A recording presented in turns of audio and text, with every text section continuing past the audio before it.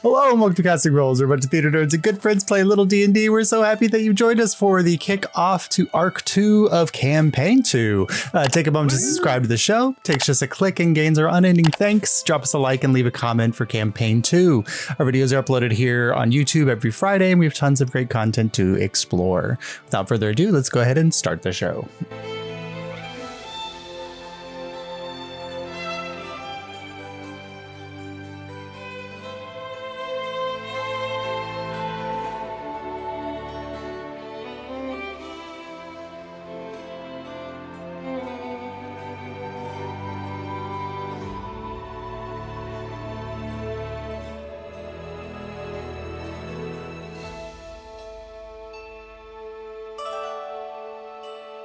So in the first arc of our campaign, a group of expeditioners set out from their homes in Illyria to explore the recently unveiled continent of Highwall.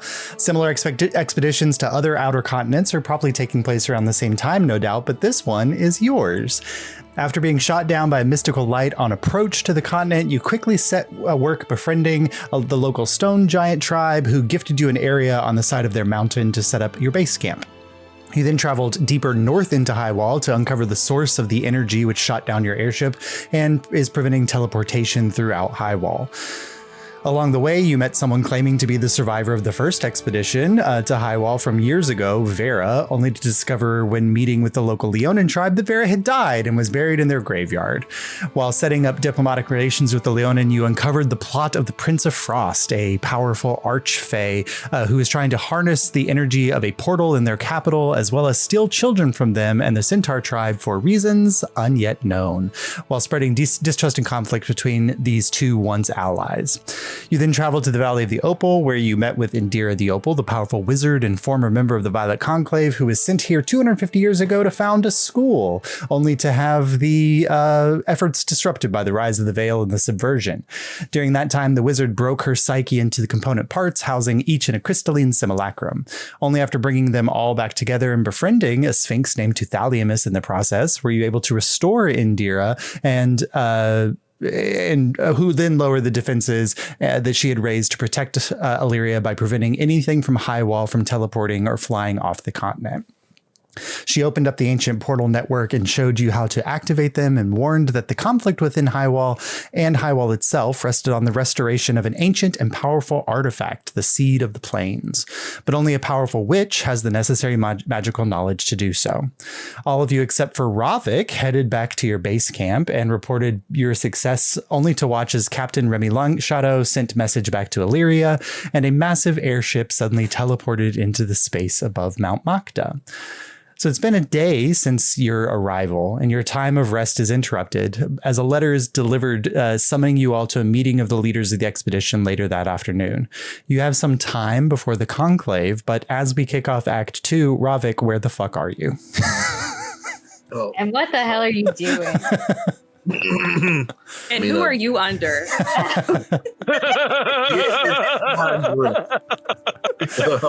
All the prepositions. Let's go. That last one makes a lot of broad assumptions. I don't think so. I don't think it does. I could be over them. Ravik is staying behind because I guess playing it kind of nonchalant, this whole situation with his mother, but he's sort of worried about it. His goal is to stay behind and see if the Tuthaliamus and Illyria, Indira. What's her name? Indira would be willing to help him send a simple message to his mother, warning her about the Sphinx that's on our trail. Okay.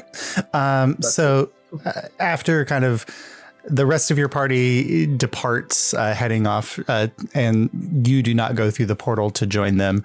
You return back up into the crystal tower of Indira, and Tuthaliamus and Indira are there, and they both kind of look at you and like Indira says, Ravik, was there something else that you needed before you departed with your friends? I appreciate the generosity you have shown us while we've been here. I really must ask you to extend your kindness a bit further. My dear Tuthaliamus, I know this may be asking for a bit of loyalty that I don't deserve, specifically since it involves your husband. I need to warn my mother of what may be coming. It just wouldn't be right if I didn't at least give her a chance to defend herself. I don't know if the others in my expedition may be as open-minded when it comes to the charges that's been laid at her feet. And that's why I'm coming to you specifically. First, ex-husband, I suppose. And Indira looks at Duthalamus. Really? Ex-husband? Well, it's not official, but we are estranged, we are separated, we are no longer together. Oh. I apologize. I wasn't fully aware of the situation. Well, he is under the assumption that Sphinxes mate for life, and I told him that is a rule that he invented.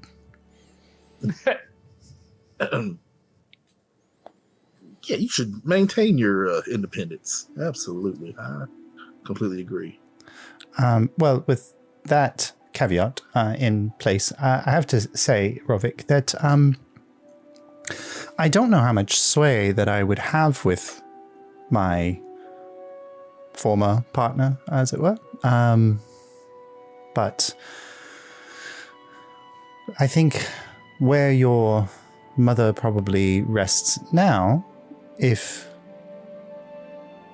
what you've shared with us is true, she probably is rather protected from his advances, as long as she remains in Azalor and does not come above water. Precisely. So she's, as soon as she pops her head up, he'll go trying to chop it off like a sick game of whack-a-mole. She doesn't. Oh, biting know that. Is his preferred method. Well, that does not put me at ease at all. But if she's not aware, then she may just decide to go on a stroll topside, and then before you know it, she's being devoured by an angry sphinx descending from the sky. And I can't think of a single person that wants to go out that way. I just want to give her a little bit of a warning. Indira kind of says, I'm happy to attempt to communicate with her. I just need somewhat of a description of her physical appearance. If she is an Azalor, that helps narrow things down a little bit, but we can see if I can send her a message of warning at least. I'm happy to help you with all of that you've done for me, Ravik. Absolutely. I appreciate it so much.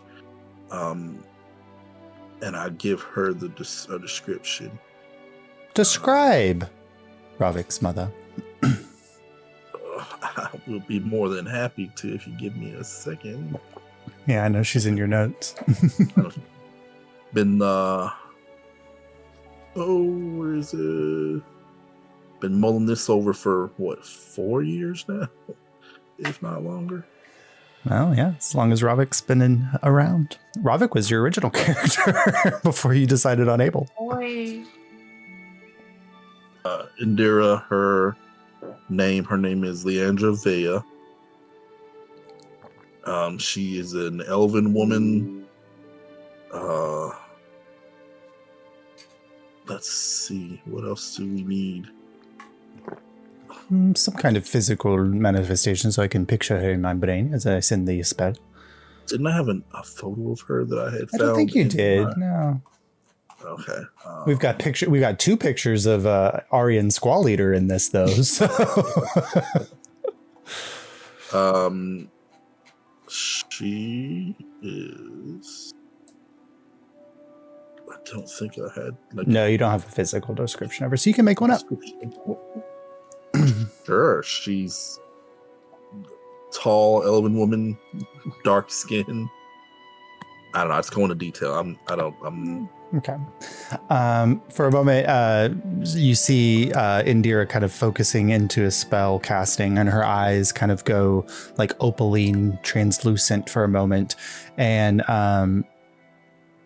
this is a spell that does not require her to speak out loud for it to transfer, but she makes the decision to speak out loud because she could have just done it telepathically in her brain.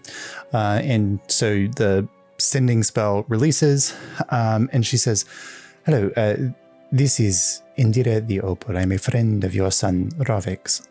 He has discovered some difficult news about a certain sphinx that may be hunting you.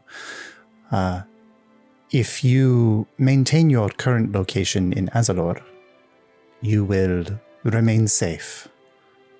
Coming above water, not so much. You can reply to this message." And the spell kind of ends. And let's see. Okay. As she kind of sits there for a moment, she says, sometimes the initial shock of a sending spell can set individuals off. They do not always respond immediately. So it may take and then her eyes immediately go opaline, and she kind of just like stares forward for a moment. And then she kind of comes back out of it. Well, that's interesting. You sure your mother was in Azalor? Last time I heard from her, that where she was located. Huh. Well, normally the effect on this spell gave the impression that she might have been on another plane of existence. It comes through slightly garbled or as echoing as it transverses through the planes. It's a little harder to push the spell through there. But she says that she is remaining safe and has found her like a safe place to hide, and she's doing some research. She is happy to hear from you and would love to hear more. Can you tell her I'm glad she's safe? Is there any way she can tell me where she is without compromising herself? Okay, this is not a two-way spell. She kind of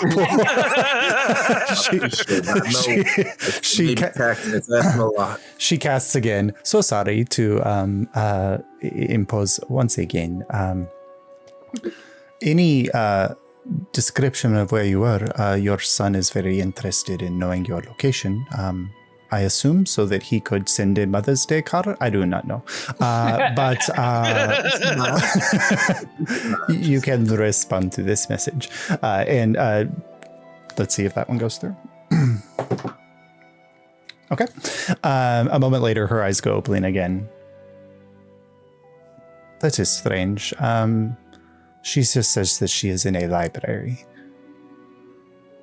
A library? There are millions of libraries across. Oh, okay. In Azalor, she says, still. Oh, in Azalor. Plane jumping. Sounds like a different. Oh, okay. Ravik probably. I don't know if he spoke to the ticket takers or not after Azalor. They probably would have mentioned the Library of Azalor. Tales of Azalor's unique library experience. Yeah. Mm-hmm.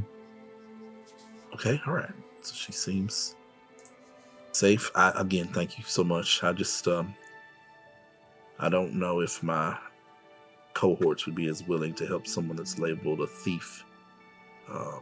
But thank you again for your help in this matter. Put my mind at ease a bit. Happy to help. As I told your group, it is lonely in Highwall, and I look for the opportunity to earn your friendship. And what you have done for me, there are not enough gifts that I can bestow upon you to repay your efforts. But I do have some work to attend to in restoring some of the order within the valley. Please, if you are not returning with your friends this evening, take your space here is welcome and available. And she kind of nods and begins to head back to her chambers. Tithalimus is there, and she says, and if you are planning on taking Enigma with you, we should probably talk about his care instructions, don't you think? Oh yeah, that is a very good point. We should discuss caring for the little fella. The baths or whatever you're comfortable with. And we fade to black from the evening. Ravic, you Let's talk about how to take care of your Cats. cat. And the next day, as you all are waking up in your newly built expedition kind of barracks area, which is you each kind of have your own separate bedding chambers here, and then a large central planning area with the expeditioners have, or the not the expeditioners. The scouting party has given you a map of the area, and it's here, although it's a very blank map that you can update with your information. And then they've also put they've left a note for Lucky, which includes the first report from them. And as you all are kind of waking up from the morning and joining each other in that central area, the door opens and Ravic comes in after a night away from all of you, and you are rejoined. Oh, welcome back, Ravic. Are you hungry? You know, I could use a meal, thank you, ma'am. Yeah, she's gonna whip up like a granola fruit bowl for you. Okay. Make the most hearty meals for breakfast. Thank you so much. Who Well, else? now that Yeah, we're who- all met, can I go over the report about what the scouting missions found with everyone? Yeah, Please That would be do. Oh great. yes, please do. probably Thank tell you. Ravic about the big ship too. You would have seen it coming in, Ravic, for sure. Damn, what's that? You see that thing up there? It showed up. Well,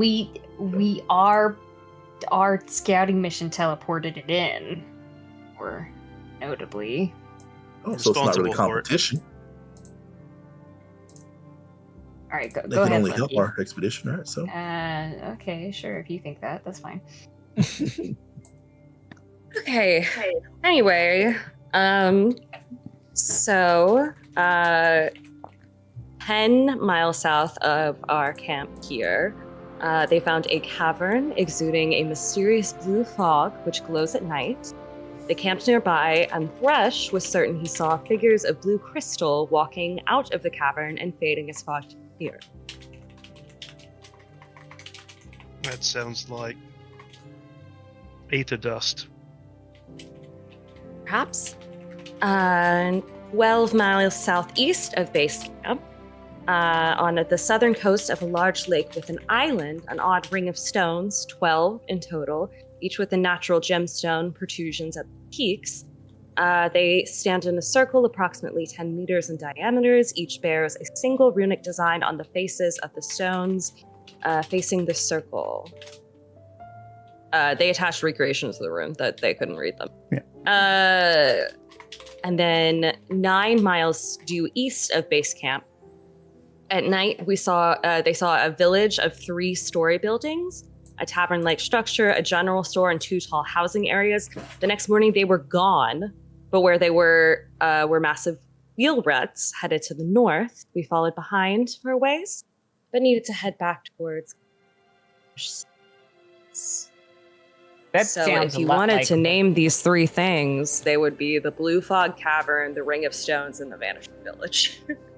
I believe that vanishing village is what they were telling us the nomadic peoples used. Because I remember one of them saying that they moved along similar to how I moved the wagon.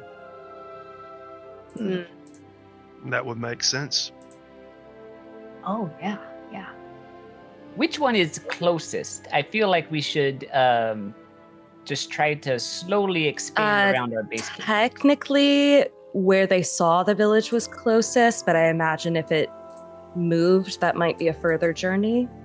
And then 10 miles south of base camp is the Blue Fog Cavern, 12 miles southeast. They're all about a very similar I think the distance away from each other. I think the Blue Cloud Cave, if it is ether The Blue dust, Fog Cavern. with what we know about it and what we don't want other people to know about it,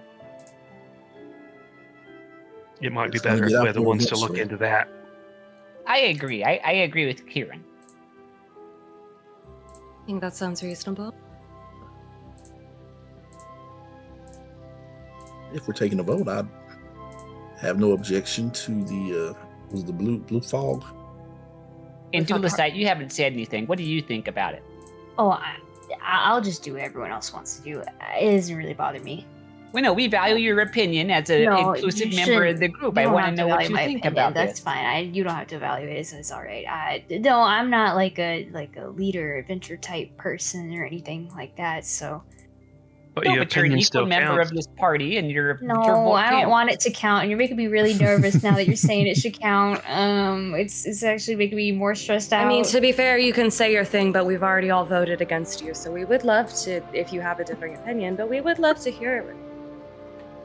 Yeah, you're right. There is kind of already a majority vote, so I don't really. There's no pressure on whatever you There's say. no pressure. It feels very pressured. I'm getting pressured. It's fine. Like I said, my vote is to not vote. There you go. I'm good. I don't want to vote.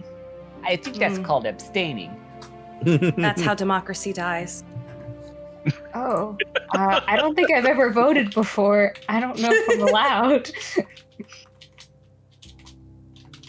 Has Dottie ever voted? Raise as many questions about citizenship. I know, right? As Josh's lore takes a left-hand turn. We just remake Measure of a Man from Next Generation again. Did you ask me if my chicken has ever voted? Yes. No. I look at Dottie like questioning now. I'm like, no. No. She's never voted. He's like, only in primaries.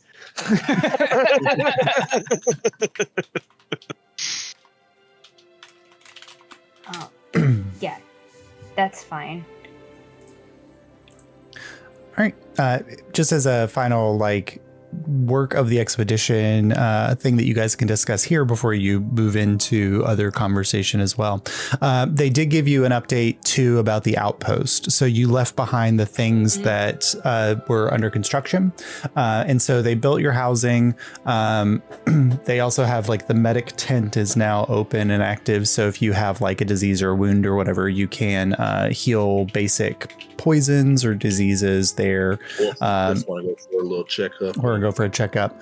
The blacksmith is there, so you can get any kind of basic metal objects or weapons that you're looking for can be constructed now at the blacksmith. The cartographers you'd already had constructed, and so they'll have another scouting mission report for you in about a week. And then the Arcanist is up. So any common magic items that you would like them to invest their time in constructing, they can construct up to one common magic item per week right now. Or that could also be a +1 upgrade to a random armor, shield, or weapon. The Herbalist and Alchemist is available, so when you guys go out on expedition, you can check in with them and pick up 3 basic healing potions per week. And then they also had they've started planting farm area for food, and they've built some basic walls. And so you guys they're going to move forward with the last 2 components, which are the trading post and the mess hall type spot, or a tavern type spot. But you can also direct them to pick any building to now move into level 2 over the course of the next week, which would expand its footprint or expand its ability to help you all. Or sorry, you can pick 2 buildings that they can put focus into for the next 2 weeks. I would say the Arcanist. So they can maybe do better magical items or bigger improvement to stuff. And then that's mine. I don't know what anyone else. Herbalist, because right now if they can do 3 healing potions, might be able to do more. There's 5 of us, or a greater healing. Mm-hmm. You say this, Jace agrees. Lucky looks neutral. I'm going to go to the blacksmith and ask if they can make crampons for the party before we depart. Yeah, sure. Tampons. What did you say? Sorry. Crampons. I know. It's Okay. messing with you. No, I heard tampons, and I was like, what? I don't think you're the only one. Yeah, the blacksmith. Bonnie's postmenopausal, so. So you go to the blacksmith, who is Cora Artania. So she's like the big female Goliath. Her tall, grayish, pale skin. She's got intricate tattoos, and she goes, Bonnie, I'm happy to assist you in whatever that you need crampons. Are you planning on doing some mountain climbing anytime soon? Well, according to the scout report, they said that there was some crystal, and I've had nothing to do with crystal before, but I know that ice behaves like it. So I figure if there was anything we might need going into a crystal-like area, it would be these. Oh, well, absolutely. They're not hard enough, too hard to construct. I'm happy to. My home, we use them all the time. Very easy. I should have them for you by tomorrow morning. Okay, are you going to need foot measurements? Mine are kind of big. She kind of puts her foot out and says, I can use mine as a reference for yours. The rest of your party is a pretty typically sized foot. It's kind of a one-size-fits-all deal. Yeah, they just tie onto the shoe. I think it's not a, yeah. Well, thank you so much. I do appreciate it. Absolutely happy to be of assistance. And she kind of goes back to like what she was doing, but then speaks to one of her assistants and tells them to start gathering metal to melt for your crampons. Bonnie will assist. Okay. Cause she'll work the bellows. So it's like she doesn't know blacksmithing, but she can just do that. All right. Bonnie's done that for a stove before. Anybody have any requests of the Arcanist? Again, they can only do one per week, but And then it has to be common. Correct? any common magic item or an upgrade to armor, shield, or weapon. Who's got the lowest? Well, do we have to leave the armor or weapon? You would have to leave it with them. So So if you want to leave something behind, like if you have a shield and you don't mind taking the AC cut for a little bit of time, they can probably get it back to you faster. It's just like the matter of then regaining the supplies that they need, so that depending on what you're upgrading, it may not take as much. But yeah, it may not take as long to make, but they have can't make a new one until the following. Yeah, they have to re-up their magical supplies and do all that kind of stuff. Yeah. Mm-hmm. Sure. Do they have any sending stones? Is that common, or is that something I think uncommon? I'm looking at common right now to see if there's anything interesting. So if y'all want to, I think sending stones are uncommon. Yeah. Common magical items are almost nothing. That's why I'm saying we gotta get them better. Because common is anything you think of. I promise it's uncommon. Right? Anything you would. Common is armor of gleaming. This armor is never dirty. Yeah. Oh, like the cape cloak that waves in the wind. Yeah, cloak absolutely. of billowing. Yeah. But the things that the big thing here for you guys is the +1s for you. But yeah. Anyone want a staff of bird calls? God, Kaimata would have loved it. No. Is the earring of whispering or whatever it is that lets you message? The earring of message is a common item. Earring of message is? Well, why is it not on here? D&D Beyond. Fuck. So it's because it's from the Call of the Netherdeep supplement. So if you don't have it, then it's not going to show up there. Well, it does. It should show things. It's just not supposed to do that. It just it won't let you add it to your thing. Yeah. But yeah, you got the earring of message that gives you the cantrip to where you could cast the message cantrip. That is a common item. So you could request them to start putting together a set of those for you all. And it would be easier because they would be creating the item and then doing the exact same enchantment for each one. So it would take less time than doing a completely new enchantment for something else. Yeah, let's just have them do that. That or unless we want them to try to make like a basic spell scroll. Yeah, I think. I just think messaging, because there's times where Yeah, it would be yeah, useful yeah. for us to be quiet.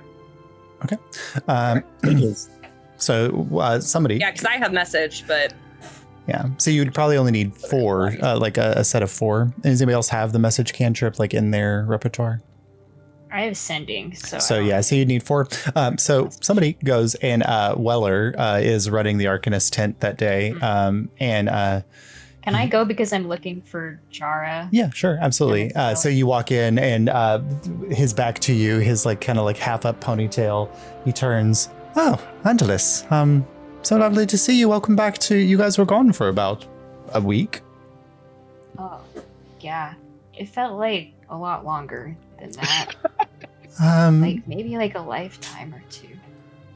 That's quite philosophical. I hope it was a safe and interesting journey. Oh no. Well, not safe. I guess it was interesting. Well, good. Is there anything that I can do for you? Is your sister here? Oh, no, she has been tasked, not as like the head archivist or anything like that, but she's been tasked to parlay with the new members that have joined us from the Foresight. Oh, she could be the head archivist, though. She's No, we haven't decided who the new head arcanist is. Her skill set and her like. I actually studied this. She is gifted magic by blood.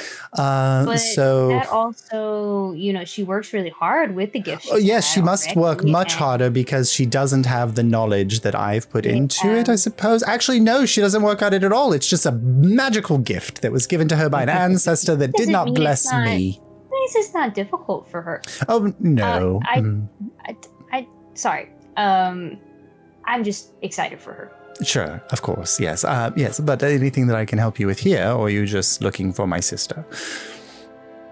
Well, I was looking for her, but yeah, I guess you could help. We're customer service workers hate to see him. Did we say we're getting 4 sending stones? The earrings of message. 4 message. Yeah, they wanted me to order this. I've got it written down so I don't forget exactly what they told me to order. Simple enough. Basic cantrip put into a magical device. The same for each of you. Oh, yeah. Yeah, I think they all just... they don't have to look like anything fancy or anything. Well, they're earrings, so they'll be that, I suppose. So... Yeah, we can all wear earrings, all of us. It'd be really easy. Yes. Well, it will take me a few days to gather the necessary materials, but I think that I can probably have it all for you within 3 days or so. Oh, yeah. Mm-hmm. I wear earrings sometimes. It's fine. Okay. I bet they look great on you. They would. Okay. Wait, guys, Kieran doesn't have ears. What are we gonna do? Where does he put it? Well, His nose piercing. He's got a little nose ring.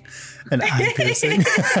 Well, it's like Angelus can't take. Because I literally was caught up. I was so caught up in like the rabbit wearing. It's rabbit wearing. Angelusite has metal ears. The fuck? And then so. well, We'll figure it out as we go. Yeah, that's why he got. That's why he got nose flustered. piercing. That's why he got flustered. I'm sure it'll all work out. Thanks. Sure. I hope that we can, as we get more materials, and I think that the Foresight is offloading some supplies for our expedition, so hopefully in the next week or so, we'll be able to upgrade our abilities here. Yeah. Is there anything you need? Since we've been traveling and everything, and you're helping, so. Well, not really, but if you come across anything uniquely magical or interesting, my form of study in the university was the ability to transfer magical properties found in natural objects to items. So if you find something that possesses some kind of innate magical ability, such as like a lightning stone or something like that, I'm quite capable of transferring those divinely created magical entities into the mundane of a blade or a sword or a bow or an arrow or anything like that.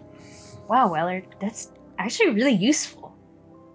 Are you surprised that I have a useful time of study? They didn't send a random like scholar on this trip. They sent somebody, an arcanist in training. Like I have a skill set. My tone was weird. Also, and he snaps his fingers and a ball of fire appears in his hands. I'm also a good fighter. If you do not remember from the time that we went on our training together. I was totally paying attention the whole time that you fought people. He flubs the fire away. Right. No, I mean, it's just cool how your magic works. Yes. Well, for instance, and he kind of takes out like this is an ice stone. They randomly appear in caverns occasionally. And then he holds up a dagger and you just see like the dagger is like curling with cold on it. He says, I transferred the power of the ice stone to this dagger, for instance. Oh, wow. Yeah, that's really cool. Yes, it's very good for cooling drinks when you want a cold beverage. Like, oh, yeah, it's very interesting. I mean, it does other things too. Like ice damage? I mean, sure, I suppose. Do you want to stab you with it and find out? I haven't tested it in that type of environment. I wanted a cold drink and it does the thing that I wanted it to do. You could have just made like a nice straw at that point and then it would... I didn't have a straw on hand. I had a dagger. Oh, well, you gotta get creative. I feel like I'm really flubbing this. I should go. Okay, bye, Andalus. Tell your sister I'm looking for her. Bye. He turns around and goes back to work. Yep. I really feel like that didn't go well. I leave. Wow, really feeling like that Sims interaction did not go as I thought it was. Not seen in the tent. Weller turns around. I really felt like that went great. I love him. God I damn love it. that idiot. Oh, he's so good. Oh, Jesus. All right. I put the order in. Hey, I have a question, Josh. Yeah. What's Weller's wisdom score by any chance? Oh, Weller is a -8. He has a -1, so he's an 8 in wisdom. I thought you were about to say -8. Sure. No. He has a -1 in wisdom, so his intelligence is like 17. What's wrong but with Andulus? Like, yeah. Something's weird about that guy and still hasn't been able to figure it out. Yeah. I can do a sight with the glamour down. He's still just like, No, his glamour. Who is this? Like if it were to go down, yes. I was like, no. Oh my God, he killed it. Dual sight. Oh, jeez. What the hell is that? All right. You bastard. Yeah. All right. Anything like you guys kind of after you go off on all of your things, you can regather together again and you have your space for conversation, or you can plan to go off and do anything else. The only thing is that they're pulling together the leaders of the Foresight who are in attendance, as well as the expedition, which you all are members of, together for like a meeting or conclave this afternoon. Josh, when is the shards magic item making thing happening? So at any point that you guys, so like Bonnie has already done hers and Ravik's already done his. So like at any point that you'd want to do that, Kieran, this today or whenever you'd like. I think Lucky's takes while those people are doing what they're doing. Lucky sits out probably by the beach. I think Lucky likes to by the and is working on thing.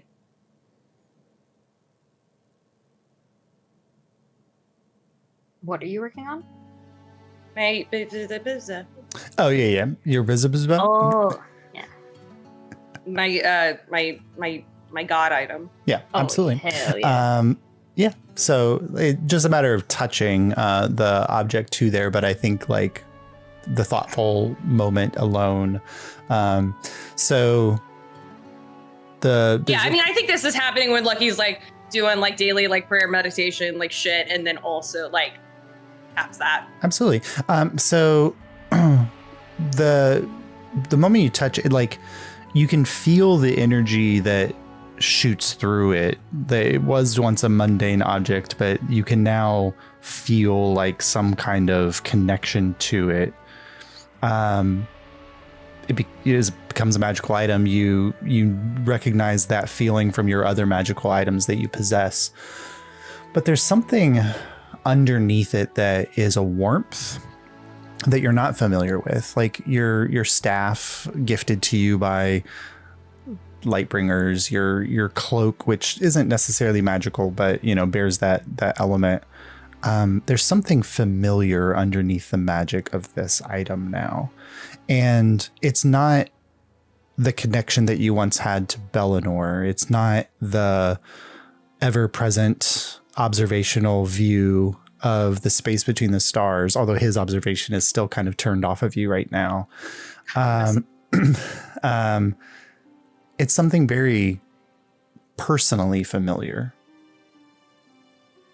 And the one thing that the 9 always lacked is that they were gods of natural things. They were gods of light and death and the spirit of the land and the water and the air. They were never gods of interpersonal connections. They were never gods of the divinity that lives between two people. But because you are a cleric, that what you just did was created a domain. Ooh. That there is a space here in this domain, even though there's not a god who watches over it.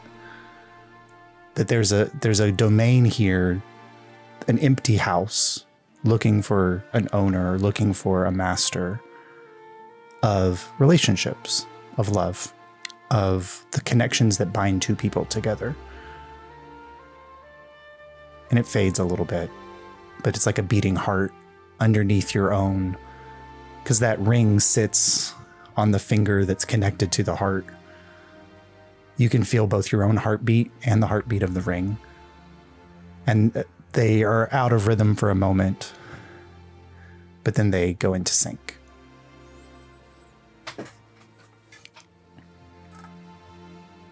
I think Lucky just kind of pretty uncharacteristically just kind of goes from this very seated straight posture, meditative position, kind of flopping back and kind of looking up at the sky for a bit. And the dormant effects are now activated for you. Well, which I'll create the magic item in D&D Beyond, but you've got it in your notes as well. So yeah, I got that for notes. Yep. Exciting. So, it is very exciting. And you get to name it, because this is, eventually this arms of the divinity that you guys are creating here, they're yours. And this is something I've mentioned to Jace, but now that Bonnie and Ravik and Jace all have theirs in development, Arms of the Subversion were deified by the gods, and they were given the power, like a mode of power of the god in them. And in order to awaken them, you had to do something that spoke to the core of the identity of what it meant to be divine. Whether it was sacrificing yourself in a moment to save a friend, or facing off against an insurmountable challenge, or something. What Bonnie and Ravik and Lucky are discovering as they interact with these magical items is that this is the divine trying to speak to you. Because right now the divine is spiritless, it's powerless, it is bodiless, and it is trying to communicate to you. And so in order to awaken these, you must do something that speaks to the core of your identity. And so at some point I'll need a list, kind of like Kieran has his list of my code of chivalry, right? That this is a code of yourself. And these are ultimate goals that if your character does these things in this moment through GM fiat of like looking at those and determining in the moment, did you speak to your own personal core that will awaken the magic item? So I'll need like 4 things that you think would be like the core of Lucky or Bonnie or Kieran or Andalus or Rovik's character to awaken these items. Amazing.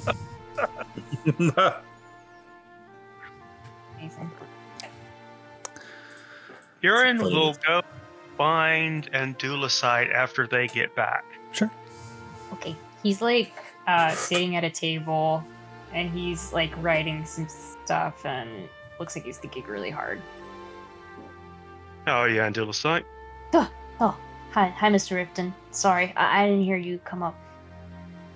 That's all right. How did your visit to the Arcanist go? I don't know. Weller always wants to make a lot of small talk, but I feel like it's more like he wants to talk a lot, and then I'm also trying to talk, but I was trying to talk a lot more, and I feel like that made it more awkward, so. I can see Weller wanting to talk about himself. So, that's an astute observation. Talks a lot. That's why I like hang out with Shara. She does talk a lot. Yeah. Is Bonnie around? I mean, is Dottie around? Yeah. Yeah, I feel like I know exactly where she is. Always. Yeah, Dottie's like running around like pecking at like bugs in the yard outside of the tent that you're in. Dottie, Mr. Rifton wants to have a now it sounds too formal. To meet Well, with you. I wanted to have a word with both of you. Dottie says in your head, I totally should have told you that he was coming. It's my bad. Tell me that. Well, I feel like I saw him coming and it's like, do you need a warning if one of your friends are approaching you? No. Well, maybe if it's Rovik, but other than that, no, it's probably fine. Okay, well, Rovik, who knows what Rovik? I haven't seen Rovik. So okay, and she kind of runs into the tent and she looks up at you. Hi, Mr. Van Riften. Yep. What can we do for you at your service? She kind of like takes a serious air. We will like sit up. I've been thinking. We each received this gift, and I pull out the shard. Mm-hmm. Yeah. And different people have been imbuing things to enhance themselves or make something better. And there's nothing I want to do that with. My whole goal of being a swordsman that uses a wooden blade is its natural body, the most simple, basic, no spells, no enhancements. So I wanted to gift this to Dottie. She kind of like ruffles her feathers. Yeah. Mr. Rifton, you were the coolest person I've ever met in my entire life. What is it? What does it do? I don't. They're supposed to be forged into a weapon, kind of, or like objects.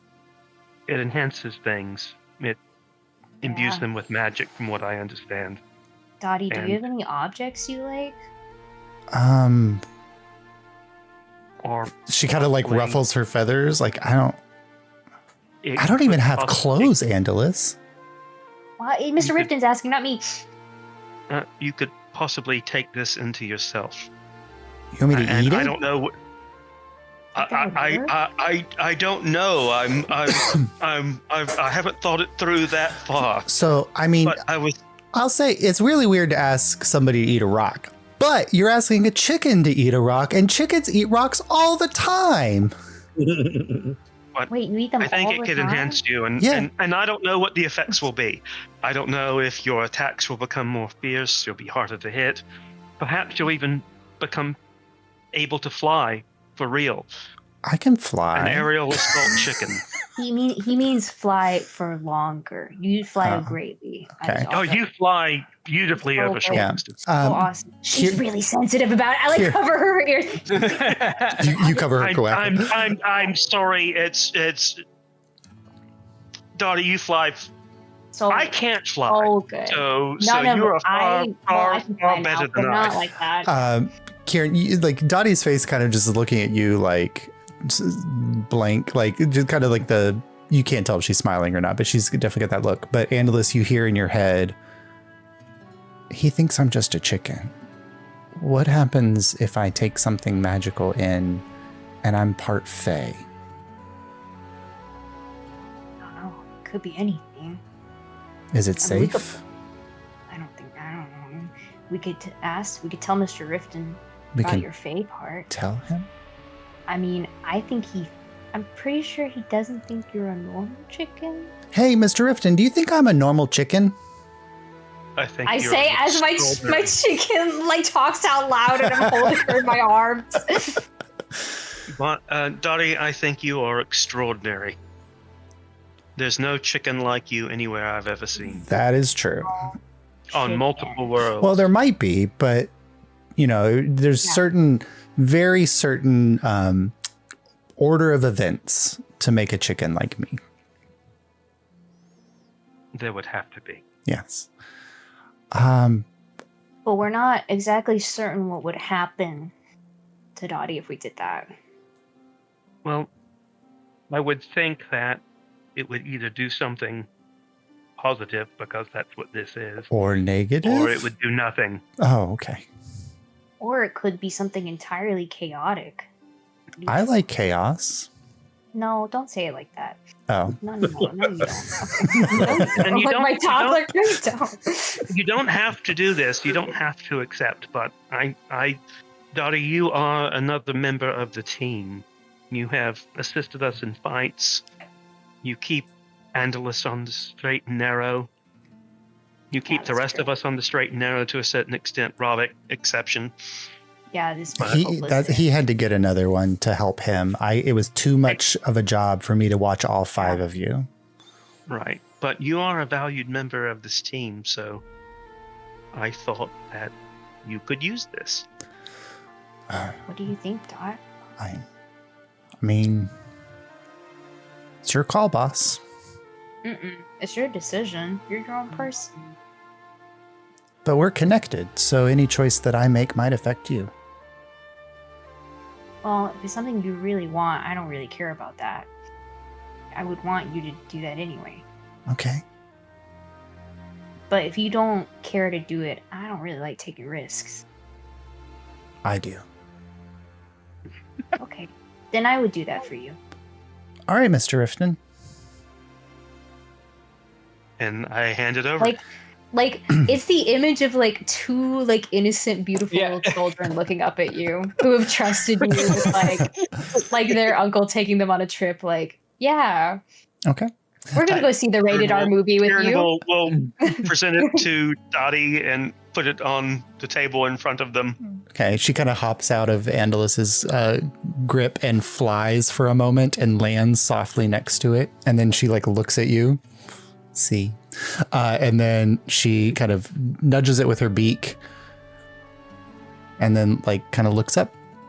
And then grabs it, tilts back, and it falls down into her throat. And she I really wasn't nervous until you did that. Now I'm kind of nervous. Do you think is it an immediate effect, or is it? And then as she's talking, suddenly like light shoots out of her eyes. Kieran. I would say it would be a pretty immediate effect. Yeah, so she like light flights out of her eyes, and she like lifts off of the table for a moment. She's like spinning in the air there as like light is just going off. Is this what happens? So Kieran, so Andalus, you feel this too because you are connected to Dottie. But Kieran, this was your divine moat that had been you had taken ownership of it. And so what you feel in very much the same way that like you don't know what Lucky went through and Lucky created her item or his, but there's the moment where you touch it. I was going to say ring. And there's an energy that kind of passes between you and Dottie. And you recognize immediately, you come from a planet where the divine are multitudes. The divine have positive and negative aspects, that the divine possess domains that extend to all aspects of humanity and inhumanity and the arts and nature and beauty and everything. And you've been in Illyria long enough to realize that people don't talk about the divine that way here, that things that humans make are human, and then the divine bless the stuff that they made. But as Dottie is kind of going through this moment, you feel a connection, like almost like a transfer of ideals occur. And you realize that you've opened the portfolio of honorable warriors, that you've opened the portfolio of bravery, that you've opened the portfolio of faithful service, that a good warrior may partake in. And there is a space now in an army tent of the divine somewhere for an entity to step into that void. But right now it's you and it's Dottie. And she kind of comes to the ground and she kind of ruffles her feathers for a moment. And you see just briefly like this sheen kind of wash across her claws and her beak as both turn completely metallic. And then it fades back to her normal, like, chicken space. Huh. That's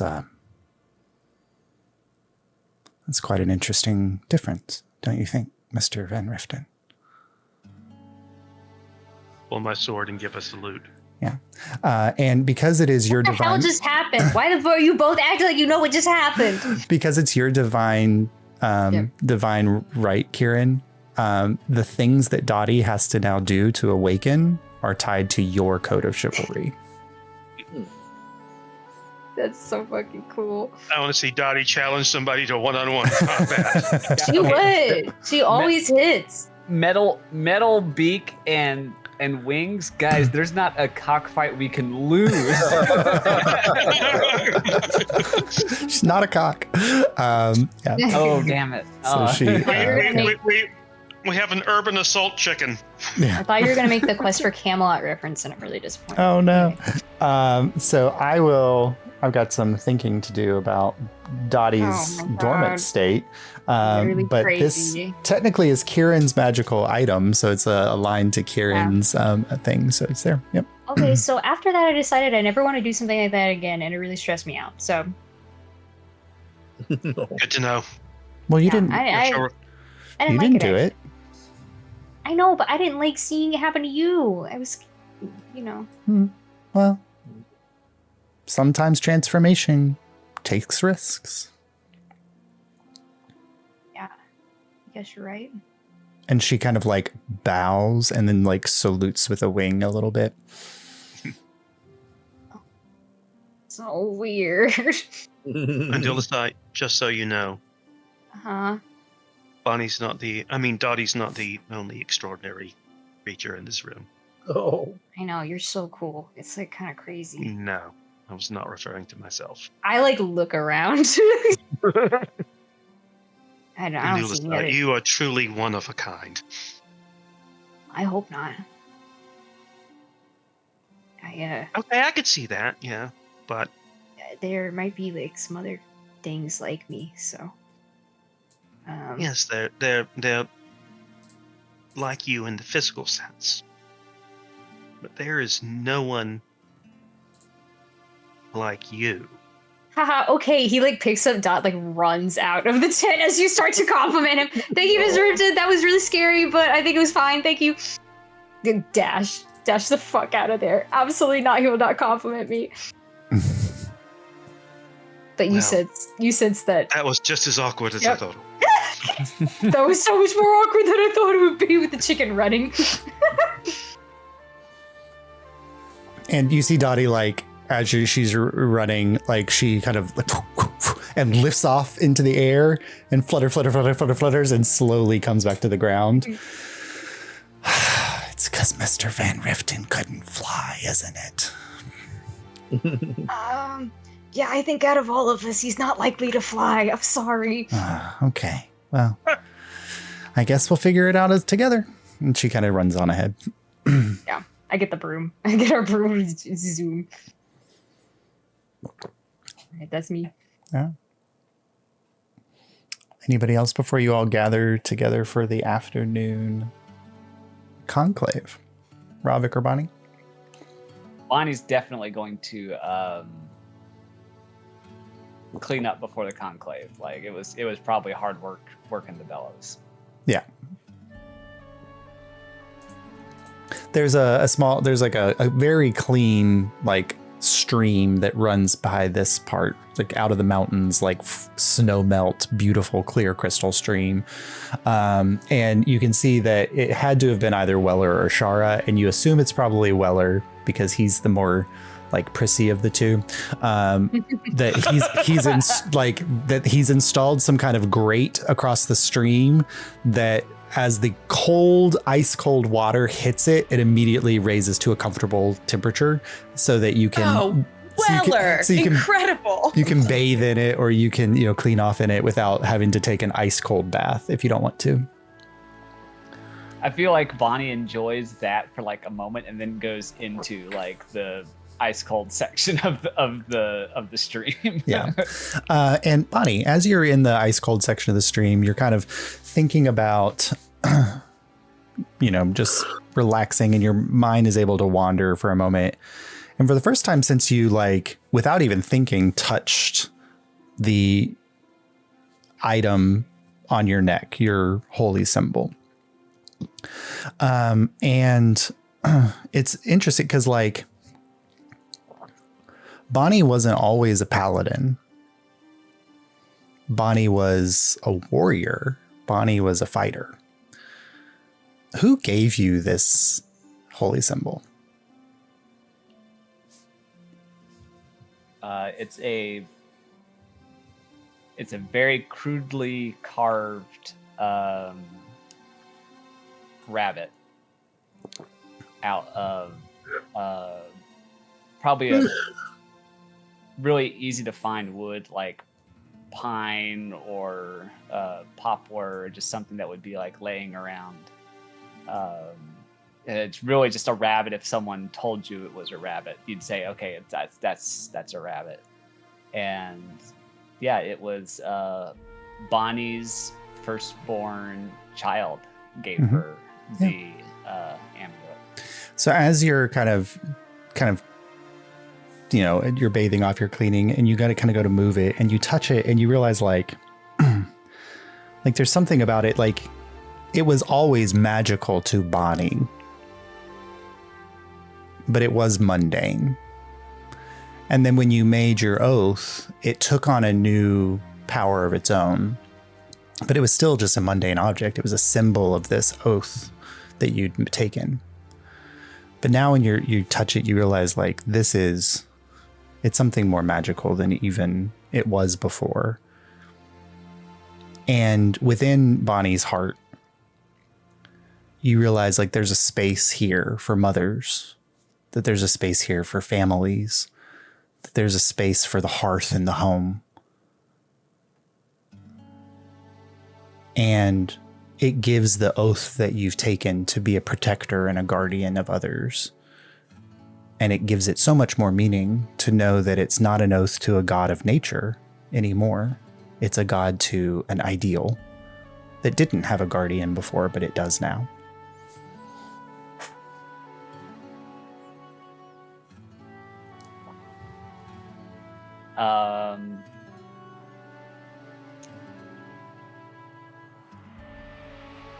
I think about how far away is the meeting in time wise from this? I mean, I figure like if you went like right in the morning to the bellows, you're probably, got an hour or so before the meeting. Okay. Yeah. Bonnie stays by the stream alone with her thoughts for the rest of the time until it's time for the meeting. Good. Ravik, Can I anything go- you? Oh, sorry. Go ahead, Andalus. Yeah. Can I grab Ravik before he goes anywhere? Yeah, sure. Ravik, I have a token for you. You do. Yeah. You know, and I've made you the I made you a little heart locket, like a little metal heart locket. And I'm like, you seem to I don't know how to say it politely, but be amorous with a lot of people. So I thought you might like a heart locket. I appreciate you being so astute in your observations and do the side. That's Yeah, you kind can of you to put think. someone's picture in, but it's really easy to change the picture out. So I think it should work well. That might be necessary. Well, and do the side. I'm so embarrassed. I don't have anything to give back to you. Oh, that's except for my fine. Like, appreciation. I like just making gifts for people, and I actually would prefer it not be like a transactional thing. That kind of gets into like weird territory with like the other stuff in my life when it's kind of transactional. Yeah, Deals and you stuff. got a very pure heart, and do the side. I appreciate that. Do you think so? Yeah, absolutely. You're a very giving individual. Just make sure people don't take advantage of that, okay? It's okay for you to I don't know how to do that, stand up but for I'll yourself. try. Hopefully Dottie will kind of... What the heck happened to Dottie? What? Oh, yeah. She keeps bowing to everyone. I don't know why. Well, I kind of know why, but it's like really hard to explain. You just see Dottie in the background is just like running, like just running through a kata and then doing like sprints, and she's like kicking into the air and like flapping her wings. Like It's like the Mulan train or the Hercules like training monologue. Yes. The Mulan training monologue. Both But of those with- in the background.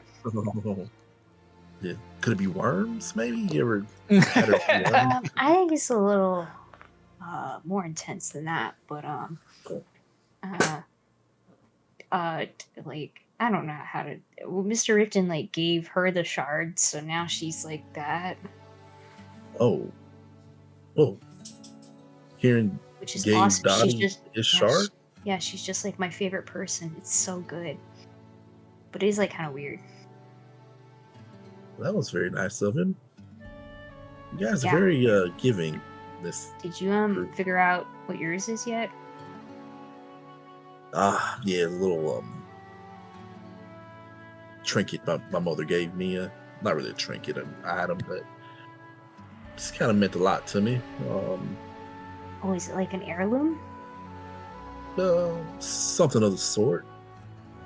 I mean, I haven't tested it out or anything. I just sort of slapped a shard on it, and I don't know, maybe I'll give it a shot, see what happens. Yeah, that sounds really important. Yeah, just figure put something important, something that means something to me. Maybe it'll kind of work itself out. You see, like Andulus is like making a face as you're saying it. He doesn't seem like he's where he's making the face, but he's making a face where he's like an awkward face. Does We don't have Andalus to get have too- any other kind? Yeah. We don't have to get too deep into this Andula side. I know emotions might not be the easiest thing for you to dive into, but Oh, I'm really emotional. I feel them like all the time, very strongly. But just don't like them pointed out. I don't like having attention on me, which is kind of like the opposite of you, which is why I think you're pretty cool sometimes. Well, I agree with you. I think you're pretty cool as well. You're very giving, and I appreciate that. Again, I just make sure that you're giving yourself as much as you're giving to others, okay? Can you teach me how to be a pirate? Oh, I definitely can. That's I want to know second nature. pirate things. Yeah, I was maybe gonna I say could it's be a a pirate. mindset. Because I was thinking, like, my past is like tied to fisherman stuff, so maybe you could teach me some pirate stuff. Well, I definitely can. But Do you want to rob a ship or What? No, I don't want to Huh? rob a ship. Is that what you did? I've never done that as a Oh, thank God. officially. But they do say in open waters there are no laws, so just Oh, keep that in there's mind. no laws? Okay, that sounds fine. Nothing how but the about law of you just- survival. Maybe you could just show me some rope things. That sounds Yeah, I can show you nice, nice, knot. mild fun. That's- I would love we'll some start nice, there. mild fun with my friend. We'll start there. I'll show you some cool boating knots, and we won't worry about murder on the open seas. All right. Well, And so I think that's This what is we turning do. into Pirates of Penzance very quickly. we sit, we make the knots together until the meeting. I'll teach you knots, not murder. That's Yeah, please we'll don't teach me compromise. that. I don't want to know about Yeah. it. In the quiet, as you guys kind of practice knots together, Ravik, every time you kind of tie a knot, you're reminded of that feeling of being out on the open seas, of being out on the water, of the wind and the spray, the endless sky above you, the endless waves beyond, and the water jug resting on your hip, like a simple gift from your mother, something that you've carried around with you since you were 8-9 years old, one of the few objects that you carried off with you when you ran away from home to get on the Squall Eater with Aryan and the other pirates, or privateers as they would call themselves. And the divinity that's placed in there, you hadn't given much thought to. But here, recounting and thinking about that time out on the seas, you realize that there's a spirit of freedom. There's a spirit of choice. There's a spirit of creating and forging your own destiny outside of whatever fates may speak to what's required of you, that you see yourself pushing through the spray and the waves to a far horizon and sights unknown. And the domain of freedom is created, and it's looking for a guardian. And for now, Ravik is the voice of that. ooh.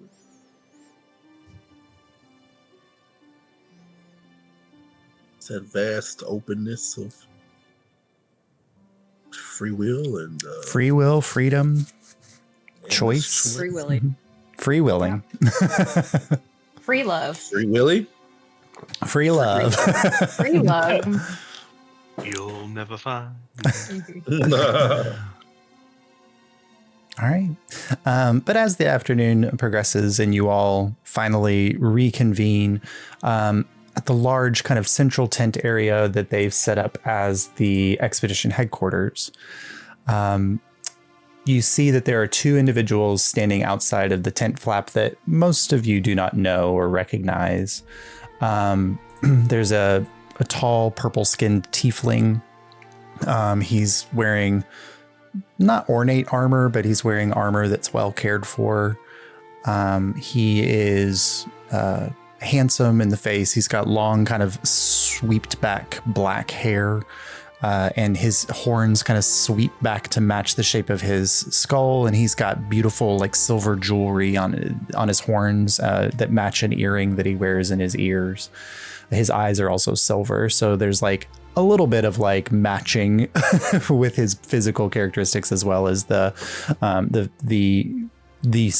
some of the adornment that he puts on him. Next to him is a female human.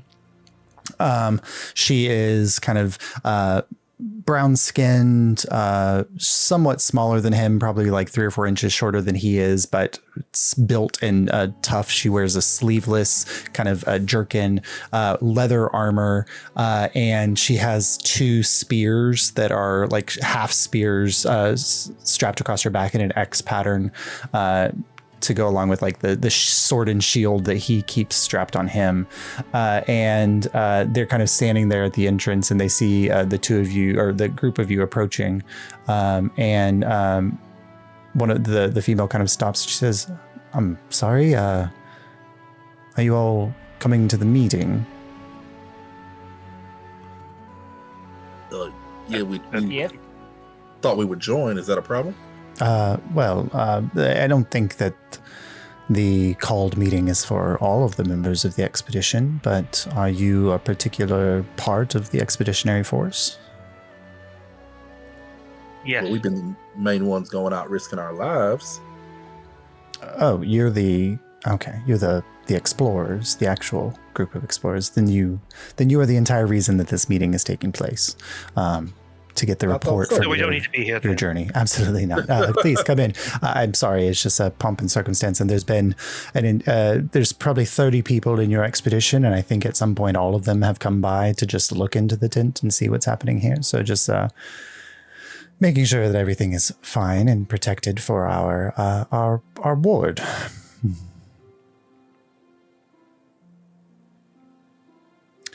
Right. I'm Tonic. Tonic Oh. O'Dare. This is, she kind of references the tiefling. This is Vigil Sappher.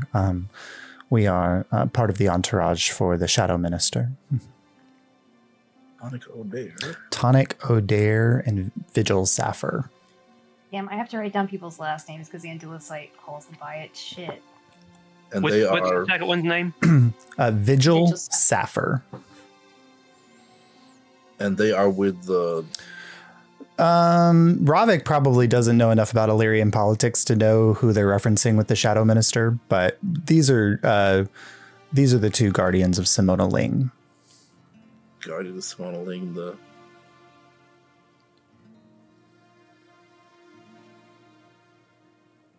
Shadow Minister. Yeah, she's the Shadow Minister. So she's, like you said, like she's not. Yeah, I remember Her party doesn't have the highest number of people in the Hall of Voices. Her party has the second highest number of people in the Hall of Voices. If you want to know more, watch the interlude. Watch the interlude. And, Yeah. yeah, learn a little So, about. you would have already seen Vigil in action. Absolutely. Yeah, I saw Vigil. Don't Yeah. Oh, I know you did, Angela. worry. But they kind of hold the tent aside, and Vigil finally speaks, and he says, "Yes, well, you all were the last group to arrive, so I think we can all head in now. Good to see some good individuals who are carrying out the mission of the exploratory group for the whole continent." And he kind of takes his sword and kind of pulls the curtain aside in the tent to allow you all to come in after him. Well, thank you. We enter. appreciate it. Yeah. He kind of looks each of you up and down as you walk in, and it doesn't take a lot of insight to know, like, he's checking you out, but it's not like checking you out. He's looking at you to see, security. like, he's like, yeah, security, but he's also weighing your worth. He's assessing you as the people that you are, and so he kind of looks at you each very carefully as you enter him, and then I make so little eye contact. Yeah. No. Man. you walk into the main tent, and the Tonic and Vigil both come in after, and the tent closes behind you, and you just see Vigil kind of reach back, and he touches the tent flap, and suddenly the sigil appears there, and the entire tent like flap kind of glows for a moment, and you can tell that he has locked the tent flap, like that it cannot be opened from any outside incursion. And you guys are in this space. It's a tall tent. It's like one of those that has like an outer flap at the top, and then that it's with the poles that go up so that it's a little bit open to the air, and there's some air coming in and a little bit of light, and then that comes down into a space where you can tell that like Remy and a few of the other leaders of the expedition crew have set up their kind of offices on little side elements of the tent. But at the center of this, there's a large circular table, and there are 1, 2, 3, 4, 5. There are 9 people standing around, and then adding you and the 2 guardians of Simona. You see, lucky you wouldn't recognize Simona Ling from your time in Anarvir. Kind of a tall, severe-looking woman, beautiful, but also like serious. And she has, the beautiful like Asian features, pale skin, dark hair with the little streaks of gray. It's kind of pulled back into a bun. And she's wearing very simple clothing, nothing super ornate or elaborate. The only thing that bears any kind of sense of station is she has like a symbol of the Hall of Voices that she wears that pins kind of a cloak over her shoulder.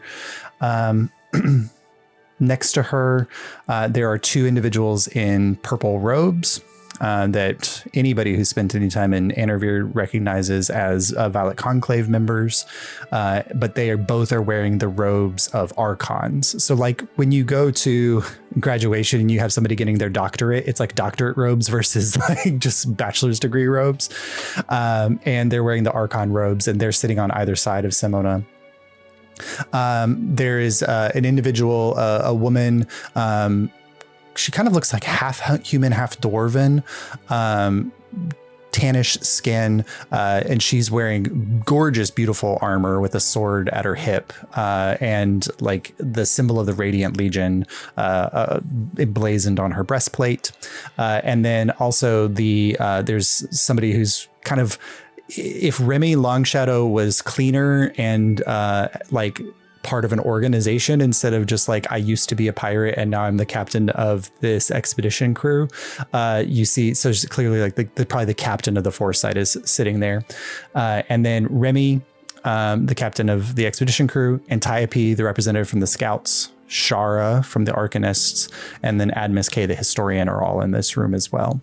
And there's space for the five of you to sit around this kind of massive, large table. And the moment Remy sees you all enter, he says, hey, well, I know the expedition group is here. We can go ahead and everybody take your seats. Let's not just sit on ceremony. We'll go around and introduce everybody in the moment. But also drinks, I suppose. Anybody thirsty? We could, and he kind of is like, you can tell like Remy is like acting up his general like funness, but underneath that there's like, he's covering up discomfort with the situation at hand. And he kind of waves a hand and somebody goes off and eventually returns with some, ice water and things like that. But you all take your seats. It had a dagger put in it. Well, a dagger.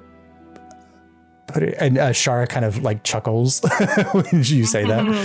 I want to sit beside Shara if we can. Absolutely. Yeah. Arrange. And Remy kind of says, well, I suppose expedition crew, you did not have an opportunity to meet the Foresight crew when you came back, and understandably getting your rest last evening. But Simona Ling is here as an excursion from the Hall of Voices. She's the Shadow Minister sent by word of Iris Corday. Her two guardians, of course, and he doesn't name them, but he just kind of references them. They're standing on either side of her at the back. This is Plain Guardian Solar Arturian, the Archon of Conjuration. This is Starseeker. Plain Guardian, like title Plain Guardian, and then Sola Arturian. And he references her. She's kind of this tall elven individual, very like serious eyes, but like a little bit plumper than an elven typically is, like somebody who looks very serious if they're staring at you, but like if you just saw them, like they seem kind of warm and inviting just in their overall, the way they carry themselves. And then he references Starseeker Cassandra Dawntrader, the Archon of Divination. And the moment he says Starseeker, she says, not to be confused with Star Speakers. They are a new, that group new to Illyria didn't understand that the names might sound similar. Starseeker is a title. And she is dark-skinned, kind of grayish black hair, mostly on the gray side. But the most interesting thing about her is that her eyes, you can tell that like, either she's constantly running a magical spell or something, but her eyes look like constellations. Like it's just kind of like staring into the night sky when she looks at you. And she's the Archon of Divination. And then he points to the armored person, and they stand up and introduce themselves as if they're a soldier. That says, Master of Arms, Asma Rathara of the Radiant Legion. Happy to be here. She's a human woman, reddish hair with a kind of a gray streak. She's got a scar that runs across her forehead and like down, cutting her eyebrow in half. You can tell that it like whatever that scar was, it like clipped her eye, and so like part of her eye is kind of graying out from the star, but like the scar there. But she is the new commander of the Radiant Legion, and then. The final one, Remy says, and my friend, I've known her for quite a while. This is Quinta Braun. She's the captain of the Foresight. And Quinta kind of smiles and she says, Remy, 1, no, we're not friends. 2, yes, captain of the Foresight. And Remy says, well, you go on a date with one person one time and it's not goes well. And she says, Remy, we're not going to do this here in this meeting right now. That's literally what Angela's like does. And Simona kind of looks to each of you. And I mean, I'm interested in hearing each of your individual names, of course, but anything that we can call you as a group, as a whole. I looked at James. Time stops for a moment. Time stops for a moment. Time stops. And is it time for a break already? Yeah, we can take a 5. Yeah, Take a 5. Activate our minds. Yeah. James, Yeah. We'll take 5 and you guys can talk about it. Which means we both go to the bathroom when we think about this. Yeah. That's our office. I'll meet you there. All right. So time restarts. yeah, time restarts. And so Simona Ling kind of just says like, oh, is there something that you all go by, or is it just each individual's? And I look at the Cassandra. Cassandra, the Star Seeker. Yeah. Mm-hmm. This is awkward. We had talked about it last night. We really knew you were here, but we're the Star Striders. And Cassandra kind of like leans up and she goes, oh, that doesn't sound enough like my name to be confusing, or my title. Some of the ones we workshopped really did. We moved away from that, thankfully. Well, it's a beautiful appellation. The stars tell us so much. I'd be interested We to use them to navigate by. Well, in more ways than one, I think. And Simona says, well, the Star Striders. Well, lovely to meet all of you. I'm Simona Ling. I'm the leader of this expedition here by way of the Hall of Voices, just to check in on the current work of the expedition, as well as to help provide any support able that we can in the repair of your vessel, what was brought down. But it is, I think, great thanks that we can share with all of you that you were able to bring down the defenses that were on the island. Were you able to ascertain the source of this, and is it going to be an issue in the future? Yes. No, Yes, we were able to ascertain. No, it will not be a problem. Well, it was I'm gonna say it. Where the old universe was supposed to be built pre-subversion, there were defenses left. Sola. Now taken down. Yeah, you can tell because Cassandra Duntrader is a human, so you can tell probably not old enough to have been around as long as the subversion. Sola Arturian is a full elf, and she kind of looks at you. Indira is still alive. Oh, very much Yes. so.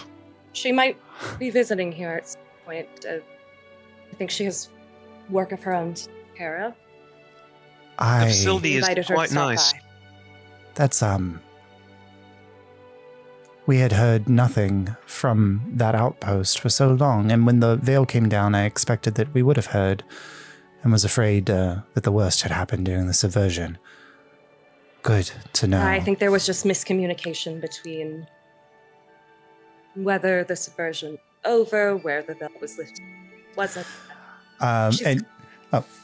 Cassandra kind of looks at Sola, and Cassandra says, well, are you going to tell her that Indira's still around? And Sola says, You're so catty, Cassandra. You're always playing in other people's things. Allow the stars to guide people's paths. Stop trying to work fate on your own. Cassandra says, well, sometimes fate needs a little bit of a nudge, like you can count the cards in a tarot deck if you have to. And Sola says, well, you could message her after this if you think it's important. And they kind of go back to kind of focus. And Simona, like a school teacher, is like looking at these two, but clearly doesn't because no fun. Simona's political rank is definitely higher than these two, but in the sense of just power rank, way below both of them. And so there's clearly this weird, the Violet Conclave is outside of the political structure, so I have no control over them. and so she's just letting them go. And finally, when they're done, she goes, well, good all around. I suppose then that everything has been worked appropriately. And so the first leg of your expeditionary mission is accomplished. Do you have any word on the second goal of your group, the reconnections with Calviel and the dwarves there? We wanted to get the defense taken down first so that should the ship get repaired, it could fly again. Yes. So that was our primary mission. And yes, Rovik. This is not Rovik. This is Ronnie. Oh, Did sorry. we mention our run-in with Vera and her resurrection? So far, all that you guys have discussed is the Indira, and the Indira was the part of the. There was the reason that the Fuck, thing. Yeah. do we tell him about the face shit? Oh no. Yeah, and so as Simona kind of said, the Vera thing, because she was heading this way, right? Yeah. She was trying to make her way back. As to our camp. Simona says, it seems then that we have some planning and conversation to do. And so it may be of the best. She kind of looks at Remy, and you can clearly tell, she's kind of stepped in as the governmental representative here, and Remy has stepped back. And so she says, well, perhaps we can spend an afternoon here and a dinner, learning what you've gained about your time here in Highwall and setting a course and a plan for future endeavors. We haven't heard word from the dwarves, regardless of any attempted communications. And some dire events in Anavir of late have driven us to not haste, but interest in the outcomes of your expedition. So, what are those dire events? We'll say so, and that's where we'll pick up next week. Yeah. All right. So, who wants to read Josh? I'll do it since I came up with a lot of them. We'll understand what happened. Okay. Mm-hmm. So I said immediately after everyone left, I went Star Streakers just to really fuck everyone up. And Andulis, Ace went, Andulis is technically naked, and I went Star Tweakers, Star Squeakers. Now Rob comes in with Star Twinkers, and I say, fuck, that's it. And then Ace was like, oh, Star it's odds. And then it basically came down to Star Scouts and Star Striders. And they're already Scouts, so that made sense. Yeah. That's what I said. Yeah. Oh, good. Yeah. No, Star Striders is great. It's so good. Yeah, and that's it's a- gonna sound But so Star good in your Twinkers. opening role. Star Twinkers. Star Among ourselves, Twinkers. we could call Dark ourselves Twinkers Star was Twinkers. so funny, is the thing. There's a lot of twinks in this group, but If Bonnie wasn't here, I would have simply fucking insisted on it, but it doesn't exist. So. And I feel Bonnie's guilty husband? Maybe. he was Harold might have been a twink when he was younger. And I feel guilty because I suggested Star Strider, so this is 2 campaigns in a row now. So, Yay! guys, the Atwood third one makes you the group cannot. name. I mean, we came. The star part was. Yeah, that Yeah. was collaborative. The third one, I cannot be the one who comes up with it. But please, Yeah. someone else. This- I feel guilty. The space between the stars is going to be very happy about this name. Yeah. I'm sure. Yeah. Well, that's it. Yeah, there's so much star connection. Yeah. So I was like, star. is Yeah, really good. it's been like a running theme, so Yeah. I think that makes sense. Also, you're good at naming things, so it makes sense. No, but still, it's a group Collaborative. project. We did group project good. Just as a random thing, like Plane Guardian and Star Seeker tell you a lot about their roles in the world. Mhm. And so if you're looking for like a solo conversations with either of these individuals, like any planar issues, Solar Turian is the second most. Oh, they're gonna be so good to talk about Yeah. the face stuff with She's, that. she's the second most knowledgeable person about outer planar stuff. The only other person who Yeah. knows more than she does is Persephone Mistweaver.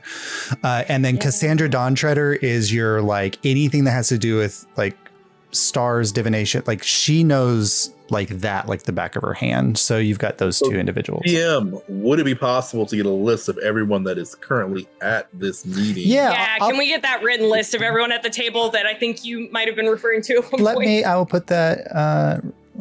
I'm gonna put that in the. I think I got most of I'll them, put it in the but- NPC chat down here. So Also, holy shit, I've never rooted for Remy the way I rooted for Remy to get back with the woman who was not his ex. Quintabron. They went on one bad date. These are. Forget that Remy was a pirate. I feel like I need to be bonding with him. He was a privateer, but he was he kind of in the same vein as Aryan Squall Eater, but never a member of the Tidewater Syndicate. Tidewaters. So those are all I just put in the NPC chat down below. Those are all the people that are in the current group, like the group chat that you guys are a part of. So it's all the new NPCs and then the expedition members who are in there with you guys as well. Awesome. And this could be something for next time, Josh, but Bonnie definitely would have spent some time with Harold upon their return. Oh, for sure. I figured that. Yeah. I was going to have Harold show up when you were taking a bath, but you said you wanted to sit by yourself. I was like, never mind. They can have a thing. Yeah. Speaking of which, have y'all Harold been shows up watching? and starts taking off his clothes and then sees how like meditative Bonnie's being and like puts back on. He's 100% silent. He's good. Such a good Speaking of guy, which, Harold. have y'all been watching Cloudward Ho? I saw the first No, episode. No, I haven't I've watched seen some it. clips Yeah. that I gotta watch, dude. I'm going to give one The first thing minor I thought of you and Atwood when I saw the trailer. Yeah. I was like,